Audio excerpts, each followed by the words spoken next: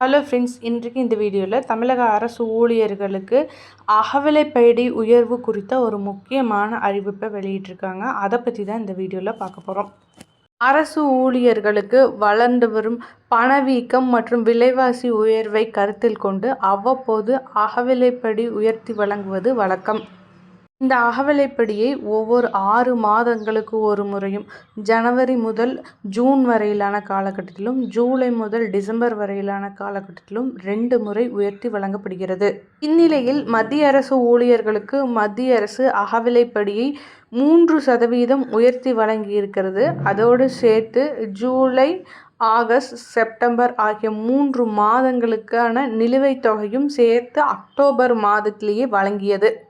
இந்நிலையில்தான் தமிழக அரசு ஊழியர்களுக்கு இந்த அகவிலைப்படி உயர்வானது இன்னமும் உயர்த்தி வழங்கப்படவில்லை. கொரோனா காலகட்டத்தை தவிர மற்ற அனைத்து காலங்களிலுமே இந்த அகவிலைப்படியானது உயர்த்தி வழங்கப்பட்டிருக்கிறது. ஆனால் இதுவரை எந்த அறிவிப்பும் தமிழக அரசிடமிருந்து வராதால் அரசு ஊழியர்கள் மிகுந்த ஏமாற்றத்திற்கு உள்ளாயிருக்கின்றனர். உடனடியாக இந்த அகவிலைப்படியை உயர்த்தி வழங்க வேண்டும் என்ற கோரிக்கையும் வலுத்து வருகிறது.